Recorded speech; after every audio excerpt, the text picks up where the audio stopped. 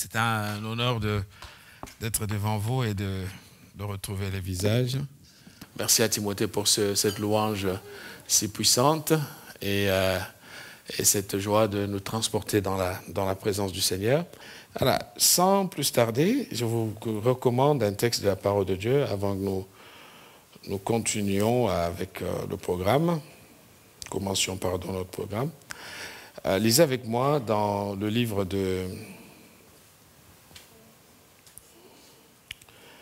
dans l'évangile à Timothée chapitre 4.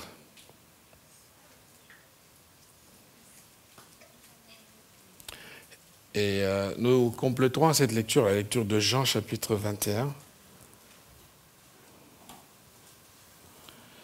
Et peut-être on va commencer par Jean chapitre 21, puis on reviendra sur 1 Timothée 4, 16. Jean 21, verset 20. Il est écrit: Pierre s'étant retourné, vit venir après eux le disciple que Jésus aimait, celui qui, pendant le souper, s'était penché sur la poitrine de Jésus et avait dit: Seigneur, qui est celui qui te livre? En le voyant, Pierre dit à Jésus et à celui-ci: Seigneur, que lui arrivera-t-il?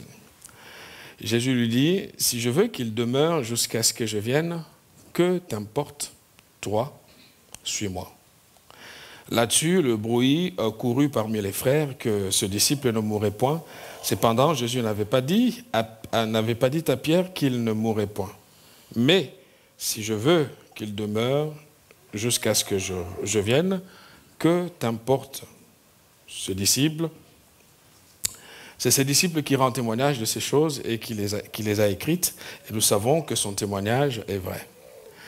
Nous lisons 1 Timothée chapitre 4. 1 Timothée chapitre 4, verset 16. La parole de Dieu dit les paroles suivantes. Peut-être je vais prendre à partir d'un texte qui est au-dessus, verset 12.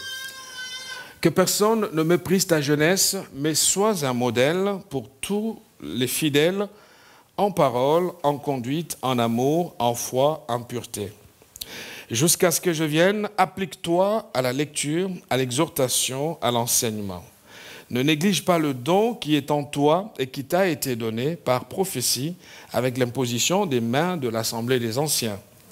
Occupe-toi de ces choses, donne-toi tout entier à elle, afin que tes progrès soient évidents. Notre verset: veille sur toi-même et sur ton enseignement, persévère dans ces choses, car en agissant ainsi, tu te sauveras toi-même et tu sauveras ceux qui t'écoutent. Amen. Seigneur, nous te prions encore pour la parole que nous voulons partager ce matin. Nous te demandons, Seigneur, de la bénir sur notre cœur, de faire en sorte qu'elle soit vraiment source de nutrition spirituelle pour chacun d'entre nous. Car si nous venons dans ta maison, c'est d'abord pour t'adorer, mais aussi pour t'écouter. Seigneur, merci de vraiment diriger ces quelques moments de cette courte exhortation pour la seule gloire de ton nom. À toi la louange, à toi la gloire. Nous te prions, Père, au nom de Jésus. Amen. Alors, les deux textes que nous lisons sont très intéressants. Ça reflète une méditation que j'ai faite il n'y a pas longtemps et je pense que la parole de Dieu garde sa permanence et elle peut, ce matin, encourager quelqu'un. Le thème que je pourrais donner à cette méditation, c'est « Veille sur toi-même ». C'est en tout cas les paroles que l'apôtre Paul donne à son fils dans la foi, son fils spirituel qui s'appelle Timothée. Et il lui dit au verset 16, « Veille sur toi-même et sur ton enseignement. Persévère. » Les termes sont choisis par l'apôtre en conscient déjà de l'ambiance du monde dans lequel, déjà à l'époque, il vivait, conscient de la présence des hérésies, de tous les dangers qui guettaient les chrétiens, à la fois de l'intérieur de l'Église, mais aussi de l'extérieur de l'Église. Et il va dire à Timothée que Timothée, il va falloir que tu veilles sur toi-même. Vous savez, il y a un temps où on est paterné, on est accompagné, on est porté par un mentor, un responsable, un père ou une mère spirituelle, où on est nourri, on est soutenu, on est fortifié. Ce sont autant de traitements qui, justement, nous sont donnés pour nous aider ou nous garder dans la fidélité à la parole du Seigneur. Mais voyez-vous, quoi qu'on nous apporte de l'intérieur ou de l'extérieur, il arrive toujours un moment où nous-mêmes nous sommes responsabilisés, nous sommes mis face à nos responsabilités. Et Paul va se tourner vers cet enfant qu'il aimait beaucoup pour lui dire « Timothée, il va falloir que tu veilles sur toi-même ». En d'autres termes, si le soutien des autres ne suffit pas, ou il pourrait lui dire « Ne compte pas toujours sur ce que d'autres vont faire pour toi ». Et nous, chrétiens, nous aimons que l'on prie pour nous, que l'on pense à nous. C'est comme si nous étions déresponsabilisés. On voudrait qu'on nous prenne aux petits soins. Mais, frères et sœurs, comprenons bien, il n'y a pas de progrès si nous ne nous prenons pas en charge. Il n'y a pas d'évolution si nous ne restons pas, premièrement, nous-mêmes, les bergers de nos âmes, en disant « Seigneur, je vais marcher dans le vert pâturage que tu as placé devant moi. » Alors, s'il dit cela à Timothée, il va insister sur son enseignement. Il va insister sur sa conduite. Un peu plus haut, il lui dit que personne ne méprise ta jeunesse, que personne ne vienne soulever des choses qui sont reprochables, que personne ne vienne dans ta vie pour dire « Regarde ce qui se passe. » Toi-même déjà, sois un modèle pour les fidèles. Chers amis, la parole de Dieu nous invite à vraiment veiller sur... Chacun doit veiller sur lui-même, doit veiller sur sa foi, sur ce qu'il reçoit, sur ce qu'il entend, sur ce qu'il prend. Voilà pourquoi moi, je n'aime pas écouter n'importe qui. Surtout les prédicateurs, je n'écoute pas tous les prédicateurs. Il dit, veille sur toi-même, parce que les temps sont critiques. Veille sur toi-même, donne autant de temps, d'énergie pour que ta foi soit consolidée. Je sais que nous aimons prendre soin de notre apparence physique, il n'y a rien de mal. Nous veillons sur la beauté extérieure, sur la prestance, sur pas mal de choses, c'est formidable. Mais de grâce, n'oublions pas de veiller sur notre âme. N'oublions pas de veiller sur notre foi. N'oublions pas de veiller sur notre vie spirituelle. Il va lui dire sur ton enseignement. Pourquoi? Parce que l'enseignement façonne les comportements. Et c'est très important de le savoir. L'enseignement façonne les conduites. Vous avez des gens qui étaient formidables, mais qui malheureusement tombent entre les mains d'un gourou, et vous voyez quelqu'un vriller complètement. Pourtant intellectuel, pourtant responsable. Mais vous vous dites, mais que s'est-il passé? Au point qu'un jour, l'apôtre Paul va regarder les chrétiens des Galates, il leur dira, qui vous a envoûté? Il emploie le terme. Qui vous a ensorcelé? Le mot est dans ta Bible. Il dit, vous qui couriez si bien, avec un bel élan, avec une belle dynamique, mais que s'est-il passé? À quel moment a-t-il eu un problème dans le processus? Et vous vous rendez compte? Paul pleure. Il ne peut que pleurer. Pour dire que l'enseignement est quelque chose qu'il ne faut jamais négliger. En d'autres termes, ne mangez pas partout. Spirituellement, faites attention à ce que vous recevez. Paul a dit, ils se sont introduits parmi nous. Il dit qu'ils sont là, des bergers qui vont avoir l'apparence de la bergerie, en disant, voilà, mon frère, ma sœur, mais au fond, ce ne sont pas les serviteurs de Christ. La plateforme qu'ils idéalisent aujourd'hui, c'est le monde du net. Et ils sont là, super apôtres, super prophètes. Je ne suis pas contre toutes ces reconnaissances de ministère, Mais une chose un indice important pour détecter un problème, c'est quand vous voyez un homme se mettre plus en avant qu'il ne met Jésus-Christ lui-même en avant. Et ils sont là, ils sont nombreux. Donc je ne vais pas perdre mon temps sur ces gens-là. Je dois le dire pour que nous soyons avisés. Je dois le dire pour que nous ne soyons pas des fanatiques. Je dois le dire parce qu'il en va de notre salut. Parfois on dit que ce qu'ils font ne me concerne pas. Fais attention. Tu crois que ça ne te concerne pas, mais continue d'avaler ce qu'ils disent, tu verras que tu changeras de comportement aussi. Parce qu'aujourd'hui, la fascination, elle est réelle. Avec les idoles, avec les gens que nous sommes donnés partout. Et malheureusement, on ne peut pas l'arrêter. Ça ne s'arrête pas. Par contre, nous avons une action redoutable, celle de veiller sur nous-mêmes. Amen. Si je ne peux pas contrôler l'autre, je peux me contrôler moi. Veille sur toi-même.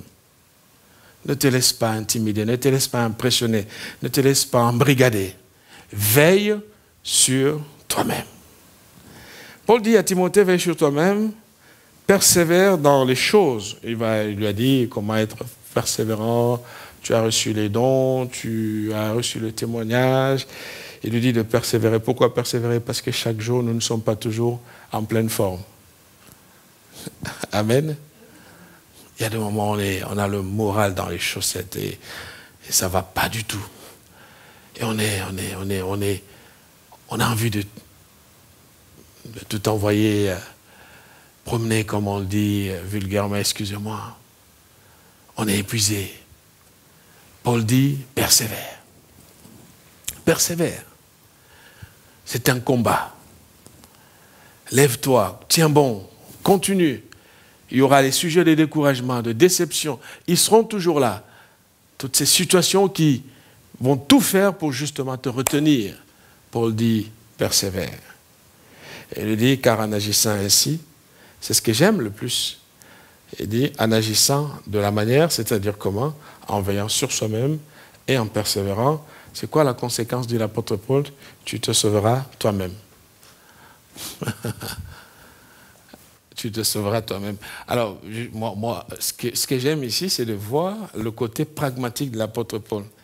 Il ne dit pas, parce qu'en fait, le problème, je ne sais pas, peut-être que je peux me tromper, mais quand je regarde l'état de l'Église en général, je me dis très peu seront des pasteurs qui iront au ciel. Très peu seront des pasteurs qui iront au ciel. Parce qu'il y en a qui sont pasteurs, parce que le pastorat est un moyen de vivre. Il y en a qui viennent pour le gain sordide. Et donc, ils sont là dans des grandes déclarations, dans vos télés, sur vos smartphones, à vous raconter n'importe quoi. Et vous croyez que ça vient des dieux. Un peu de vigilance, tu te sauveras toi-même. La première personne à sauver dans ce monde, c'est d'abord toi. Amen. Alors là, vous me regardez bizarrement.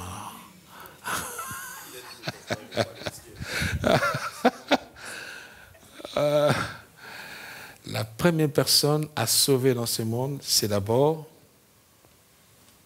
toi. Non mais attends, vous savez, on aime gagner tout le monde. On aime inviter tout le monde. On aime proclamer l'évangile pour que tout le monde soit sauvé. Mais Paul dit à Timothée, en agissant ainsi, tu te sauveras toi-même. Toi-même d'abord. Sois sûr que tu vas entrer dans ce ciel que tu proclames. Amen. Ah bon, c'est pas grave. Même si vous êtes économe de vos amens, mais c'est pas grave. Sois sûr que toi-même, tu rentreras dans ce ciel. Un jour, l'apôtre Paul était en prison. On lui a dit que c'est fini. Tu vas mourir. Je ne sais pas si toi, on te dit que tu vas mourir la semaine prochaine. Que feras-tu? Que feras-tu? C'est ça la foi. On lui dit, ça y est, c'est fini. Le décret de l'empereur est clair. Tu passes par la... Je crois qu'on l'a pas crucifié, lui. Mais je crois on On l'a coupé, d'après la tradition en tout cas, on l'aurait scié entre guillemets. Bon, bref, quand il était à Rome, on lui a fait comprendre que c'était fini. Et Paul va dire une déclaration incroyable. Il dit à Timothée, pour moi, c'est déjà fini. Je sers déjà de libation. En d'autres termes, l'eau est déjà versée par terre. Le match est fini. Ah, c'est ça la force de la foi. On te dit, ton cancer se généralise. Le médecin te dit, tu as 1 semaine. Tu vas faire quoi? Tu vas prier pour la guérison, c'est formidable, n'est-ce pas? Paul va dire une des paroles incroyables. Il va regarder Timothée et dit, pour moi, j'ai combattu le bon combat. La course, je l'ai terminée. Ça ne suffit pas. Il dit, la couronne de gloire m'est réservée. Je l'aurai, ma couronne. Le sens de mon existence. Je l'aurai, ma couronne. Et il dit, je sais en qui j'ai cru. Ah. Je sais en qui j'ai cru. Et il dit qu'il a la puissance, il a le pouvoir de me réveiller en ce jour-là. Je sais en qui j'ai cru. Je sais que ma vie chrétienne, ma foi, ma manière de vivre ma foi, je l'ai vécue dans la crainte et l'amour de Dieu. Je sais où je vais. Je sais où je pars. Je vais mourir, mais cette mort dans ce corps n'est pas la fin. Je sais en qui j'ai cru. Tu te sauveras toi-même. Travaillons de manière à nous sauver nous-mêmes d'abord. On peut impressionner tout le monde, mais on ne peut pas s'impressionner soi-même. Parce que notre cœur connaît la réalité. Parce que notre âme sait ce que nous sommes. Tu te sauveras toi-même. Donne du temps à ton salut. Prie pour ton salut. Jeûne pour ton salut. Je ne dis pas que ça va te sauver. Non, ça doit t'aider à veiller sur toi-même. C'est peut-être le meilleur des cadeaux. Parce que vous savez quoi? Ce monde passera. Tout ce qu'il y a dans ce monde passera aussi. Mais la parole de Dieu demeure éternelle. Même si nous sommes pauvres ici, même si nous ne sommes pas assez riches, qu'est-ce qui compte? Tu te sauveras toi-même. Et Dieu sait que ce n'est pas facile de se sauver soi-même. C'est dur. Je ne sais pas pour vous, mes amis. Ça fait 30 ans maintenant que je suis dans le ministère, 31 ans dans la foi. Je peux le dire, c'est très douloureux de se conduire soi-même. C'est fatigant. Et spirituellement, c'est encore compliqué. Et puisse Dieu nous aider à veiller sur nous-mêmes. Peut-être que tu es épuisé. Peut-être que tu n'as plus besoin des choses de Dieu. Peut-être que spirituellement, ça ne t'intéresse plus. Peut-être que la Bible, c'est un combat pour l'ouvrir.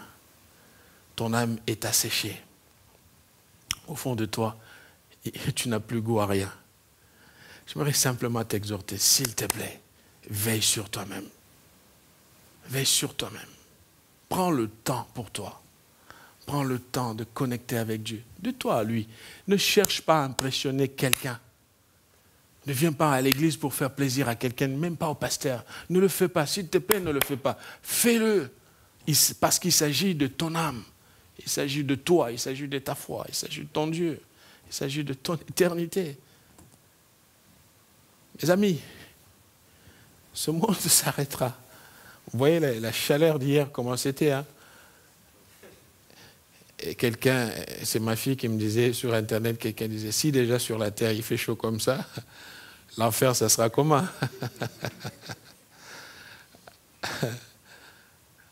Amen. Je ne vais pas être long, vous connaissez, j'ai un péché d'être trop long quand je parle. Moi, je vais m'arrêter ici. Donc, juste une pensée, veille sur toi-même. Et vous êtes ici responsable, vous avez du vécu avec le Seigneur.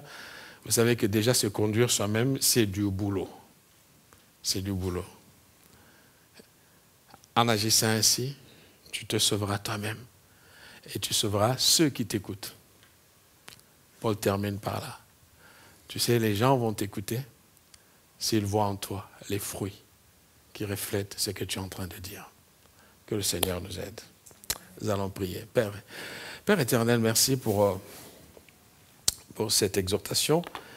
C'est vrai qu'on n'a pas pu avoir le temps de parler de Pierre, à qui tu as dit de s'occuper de ses propres affaires, au lieu de garder constamment les yeux sur d'autres personnes. Tu l'as recadré. Tu lui as fait comprendre que le plus important pour lui, Pierre, c'était de te suivre. Et de laisser des questions de qui va être le premier, qui va faire quoi, qui va être à telle place. Chose dans laquelle nous nous trouvons souvent où nous regardons qu'aux bénédictions que tu accordes aux voisins. Tu lui as donné une belle femme, un beau mari, une belle maison, une belle voiture. Regarde ses enfants, regarde chez lui ça va. Seigneur, tu as dit à Pierre que tout ce que tu peux faire, en quoi cela le regardait-il? Tu es souverain. Tu bénis qui tu veux bénir. Tu le fais quand tu veux le faire. Tu nous invites simplement à te suivre. Tout simplement. Parce qu'en te suivant, c'est au cœur de cet appel que se trouve le sens de notre existence. Dieu fidèle, nous voulons vraiment veiller sur nous-mêmes. Aide-nous, Seigneur, à donner du temps à nous-mêmes, à nous donner du temps. À nous donner du temps pour que notre âme soit nourrie par la prière, par la lecture de la parole, par la méditation de ta parole. Seigneur, dans ce brouhaha d'une vie qui va à 1000 à l'heure, notre Dieu, nous voulons nous poser et nous voulons méditer ta parole. Nous voulons reconnecter à l'essentiel. Parce que nous pouvons sauver le monde entier et pourtant nous-mêmes, nous sommes de l'autre côté de la perdition. S'il te plaît, viens nous aider, viens aider ton Église, viens fortifier chacun d'entre nous. Oui, fatigués nous le sommes, désespérés nous le sommes, épuisés, parfois le découragement nous envahit, mais nous ne voulons pas baisser les mains, nous voulons garder notre foi en toi. Alors renouvelle chacun. Seigneur, nous te le demandons dans le nom de Jésus. Amen.